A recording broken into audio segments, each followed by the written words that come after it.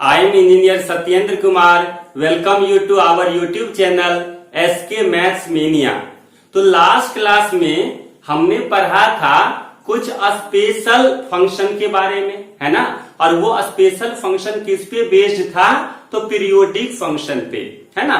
तो हमने कुछ स्टैंडर्ड फंक्शन का कलेक्शन किया था उसमें, और उसमें उसका जो फंडामेंटल पीरियड होता था उसके बारे में हमने पढ़ा था। और उसमें ये जाना था कि जब किसी भी स्टैंडर्ड फंक्शन का फंडामेंटल पीरियड हमें पता होती है तो उसके बेस पे आने वाले क्वेश्चंस पीरियड निकालने पे बेस्ड कितना आसान हो जाता है ना। और टाइम टेकन भी काफी कम होता है, ठीक है। तो आज के क्लास में भी हम कुछ स्पेशल टाइप ऑफ फंक्शन को कलेक्शन किए हैं, और वो स्पेशल टाइप ऑफ जो फंक्शन है वो हमारा किस पे बेस्ड है? तो जनरल सॉल्यूशन पे, ठीक है। जनरल सॉल्यूशन कहने का मतलब यहाँ पर क्या है कि कभी कभी जो हमारा फंक्शन होता है वो x और y के अबाउट सिमेट्रिकल दिया हुआ होता है, ठीक है। और जब सिमेट्रिकल दिया हुआ होता है तो उसमें fx और fy इस दोनों में रिलेशन में भी इस दोनों के प्रोडक्ट के फॉर्म में हो सकता है, मे बी एडिशन के फॉर्म में हो सकता है, मे बी सब्ट्रैक्शन के फॉर्म में हो सकता है। और वहां पे हमसे ये कहा जाता है कि सेपरेटली जो हमारा fx है वो क्या होता है, ठीक है। तो इसके लिए आज के क्लास में हम बहुत मजेदार ट्रिक्स पढ़ने वाले हैं, और उसमें बेसिकली हम लोग क्या करेंगे कि जो स्टैंडर्ड इस तरह के कुछ फंक्शंस है जो सिमेट्रिकल फंक्शन है ना, उस फंक्शन का कलेक्शन हम किए हैं, और उसको जब सॉल्व करते हैं तो आफ्टर सॉल्यूशन उसका फाइनल आंसर क्या आता है और उसका रिजल्ट क्या आता है, इसके बारे में आज हम लोग पढ़ेंगे, ठीक है। और उसके थ्रू जब कोई भी फंक्शन आएगा इस तरह से सॉल्व करने के लिए तो उसको हम आसानी से सॉल्व कर सकते हैं कम टाइम में, ठीक है। तो उससे पहले कुछ एक दो और फंक्शंस है जिसका पहले हम डेफिनेशन जानेंगे, पहले उसके बारे में जानेंगे, और उसके बाद हम आएंगे इस तरह के कलेक्शन के फंक्शन पे, ठीक है। तो आइए देखते हैं। सबसे पहले आज हम पढ़ते हैं ट्रांसेंडेंटल फंक्शन। तो transcendental function is also one type of function which is defined by non algebraic function, है ना। तो जो अलजेब्राइक फंक्शन होता है उसके बारे में हम पहले पढ़ चुके हैं, है ना। और अभी जो हम यहाँ पे पढ़ने जा रहे हैं ट्रांसेंडेंटल फंक्शन, इसको सिंपल भाषा में आप ये कह सकते हैं कि जो फंक्शन अलजेब्राइक फंक्शन नहीं है वो ट्रांसेंडेंटल फंक्शन है, ठीक है। या इसको आप इस तरह से भी डिफाइन कर सकते हैं, एक ऐसा फंक्शन जिसे सीक्वेंस ऑफ अलजेब्राइक ऑपरेशन में चेंज नहीं किया जा सकता है, ठीक है। तो जिसे सीक्वेंस ऑफ अलजेब्राइक ऑपरेशन में चेंज नहीं किया जा सकता है, या बिल्कुल सिंपली आप ऐसे बोल दीजिए कि जो अलजेब्राइक फंक्शन नहीं है उसे हम लोग क्या बोलते हैं? ट्रांसेंडेंटल फंक्शन, ठीक है। अब हम दूसरा फंक्शन पढ़ रहे हैं सिमेट्रिक फंक्शन, ठीक है। तो सिमेट्रिक फंक्शन का पहले हम डेफिनेशन देखते हैं, उसके बाद इसका आगे देखते हैं, ठीक है। तो इसमें देखिए क्या है कि a function that satisfying the condition f of x, y equal to f of y, x for all xy belongs to R called the symmetric function। इसका क्या मतलब है? देखिए कि f of x, y equal to f of y, x for all xy belongs to R। इसका मतलब ये है कि अगर किसी फंक्शन में हम x के प्लेस पे y को पुट कर देते हैं और y के प्लेस पे x को पुट कर देते हैं तो उसमें कोई भी फर्क नहीं पड़ता है, ठीक है। जैसे आप एग्जांपल के लिए देखिए, यहां पे f of x, y equal to x square plus y square plus xy plus 5। अब आप इसमें कहीं पर भी x के प्लेस पे अगर आप y पुट कर दीजिए, ठीक है, और y के प्लेस पे x पुट कर दीजिए, तो देखिए क्या हो जाएगा, यहाँ पे x स्क्वायर के प्लेस पे आ जाएगा y स्क्वायर के प्लेस पे आ जाएगा x स्क्वायर, और ये जो सीक्वेंस है xy ये आपका आ जाएगा yx, और ये तो कांस्टेंट है है ना, तब भी आप उसको ऐसे नहीं लिख सकते हैं, इस टर्म को पहले और इस टर्म को पहले। अगर इस तरह से अगर आप अरेंज करेंगे तो वापस आपका फिर से यही फंक्शन आ जाएगा, x² plus y² plus xy plus 5। ठीक है, तो इस तरह के कुछ फंक्शंस होते हैं जिसमें x के प्लेस पे y और y के प्लेस पे अगर हम x पुट कर देते हैं तो उसके रिजल्ट पे कोई फर्क नहीं पड़ता है। ठीक है, तो इस तरह के फंक्शन को हम लोग क्या बोलते हैं, सिमेट्रिक फंक्शन। फिर से ध्यान दीजिए, सिमेट्रिक फंक्शन बेसिकली क्या होता है कि जिस फंक्शन में x के प्लेस पे y और y के प्लेस पे अगर x रखा जाता है तो उसके रिजल्ट पे कोई फर्क नहीं पड़ती है ना, उसके फॉर्म में कोई फर्क नहीं पड़ता है, तब इस तरह के फंक्शन को हम लोग क्या बोलते हैं, सिमेट्रिक फंक्शन। ठीक है, तो आगे जो मैंने आपको कहा था कि जो हम special type of function, standard function का जो हम कलेक्शन किए हुए हैं वो फुल्ली बेस्ड है किस पे, सिमेट्रिक फंक्शन पे, है ना। जितने भी फंक्शन को हमने कलेक्शन किया है वो सारे के सारे सिमेट्रिक फंक्शन है, यानी कि उसमें अगर x के प्लेस पे y और y के प्लेस पे अगर आप x पुट कर देंगे तो उसके फॉर्म में कोई फर्क नहीं पड़ेगा। ठीक है, तो अगर इस तरह का फंक्शन है उसको हमको सॉल्व करने के लिए एक अलग से टॉपिक होती है जिसका नेम है पीडी। पीडी का मतलब पार्शियल डेरिवेटिव। तो अगर आप पार्शियल डेरिवेटिव यूज करते हैं तब पार्शियल डेरिवेटिव का यूज करके उस फंक्शन को सॉल्व किया जा सकता है ना।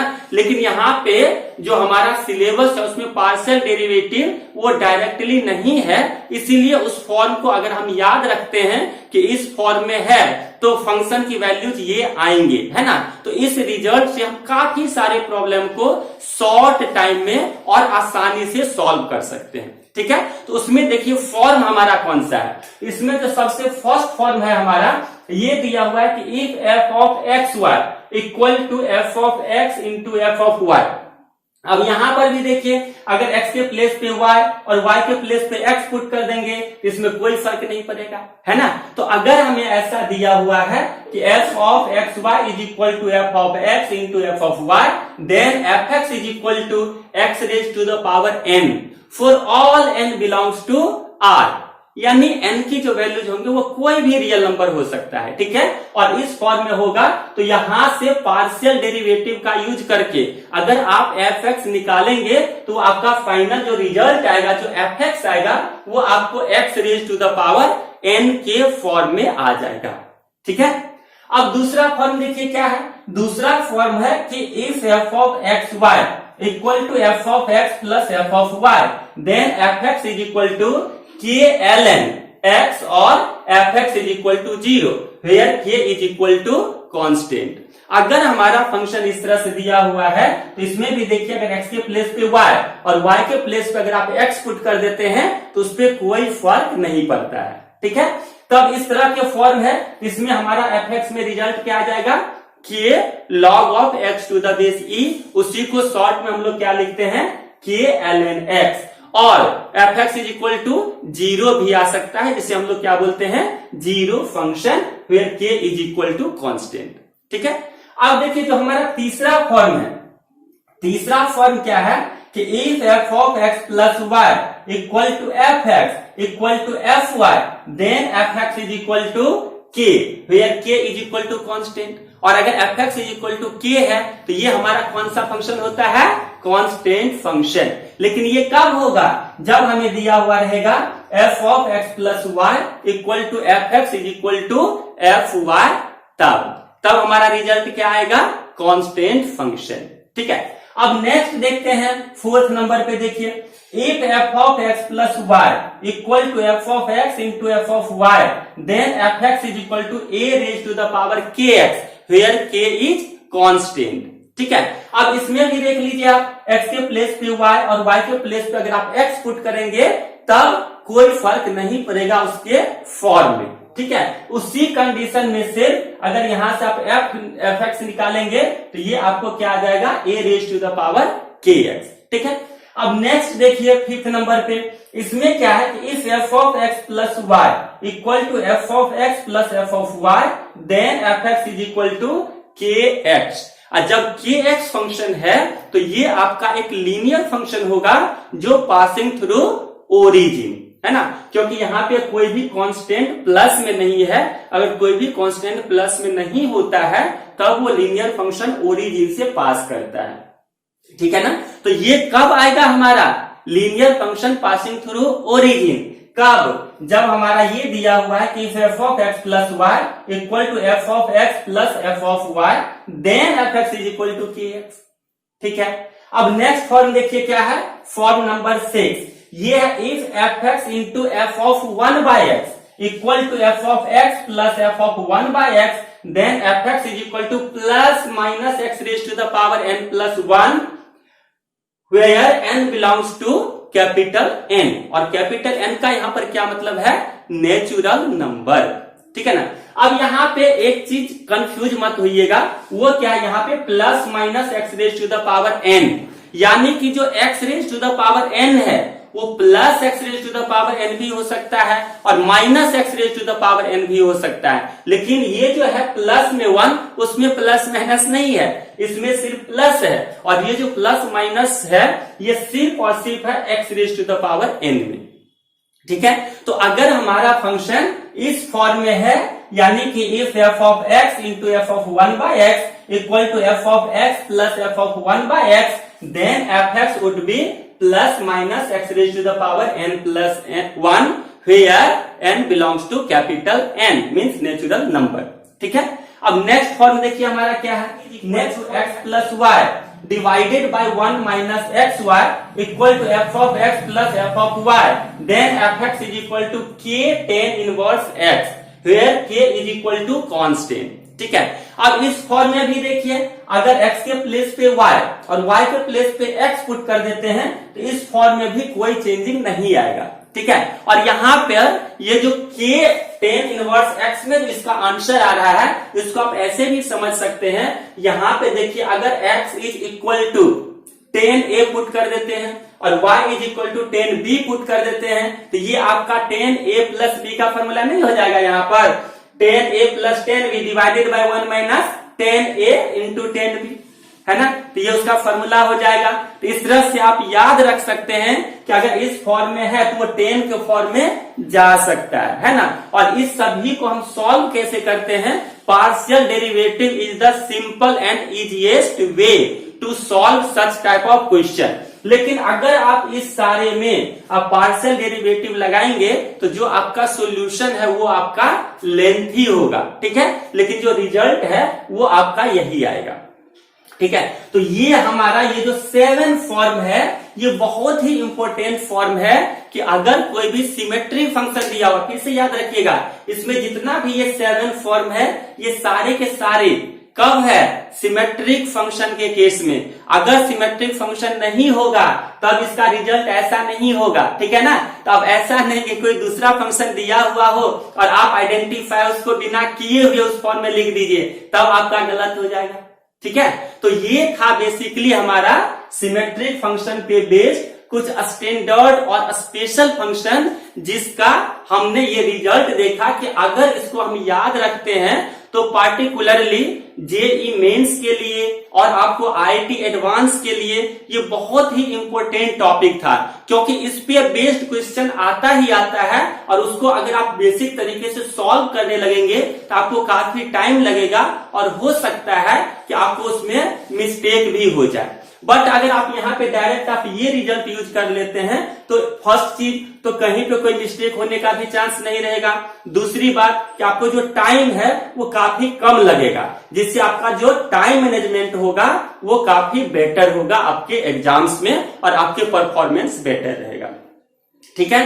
तो आज के क्लास में बस इतना ही, और साथ ही साथ एक पॉइंट और मैं आप लोगों को बताना चाह रहा हूं कि आज इसी लेक्चर के साथ जो हमारा 11th क्लास का फंक्शन है, उस फंक्शन में जो अभी तक हम लोग पढ़ रहे थे क्लासिफिकेशन ऑफ फंक्शन, उसको मैं यहीं पे एंड कर रहा हूं, ठीक है। किसको, क्लासिफिकेशन ऑफ फंक्शन को। फिर से ध्यान दीजिएगा, हम क्लासिफिकेशन ऑफ फंक्शन को एंड कर रहे हैं, ना कि फंक्शन को। फंक्शन अभी खत्म नहीं हुई है, लेकिन on the basis of 11th class classification of function is going to end here. ये आपको एंड यहाँ पे हो रहा है सिर्फ क्लासिफिकेशन ऑफ फंक्शन को। सुन लीजिए। ठीक है। तो जो 12th क्लास के स्टूडेंट है वो पहले आप फंक्शन पे जितना भी मैंने वीडियो बनाया है 11th क्लास का वो आप जरूर एक बार अच्छे तरीके से देख लीजिएगा, समझ लीजिएगा। उसके बाद अगर आप 12th का स्टार्ट करते हैं तो फिर आपको कोई प्रॉब्लम नहीं आएगी, ठीक है। लेकिन अगर आप 11th वाले पोर्शन को नहीं देखते हैं और डायरेक्ट अगर 12th पे आ जाते हैं तो हो सकता है कि आपको प्रॉब्लम हो, ठीक है। इसलिए मैंने जो फंक्शंस है ये बहुत ही इंपॉर्टेंट टॉपिक्स है, बहुत ही इंपॉर्टेंट चैप्टर है, इसलिए इसमें जो बेसिक क्लासिफिकेशन ऑफ फंक्शन था उसको हमने कवर अप करने की कोशिश की, ठीक है। तो चलिए आज के क्लास में बस इतना ही, फिर मिलते हैं अगले क्लास में कुछ नए टॉपिक के साथ, ठीक है। तब तक के लिए बाय, टेक केयर।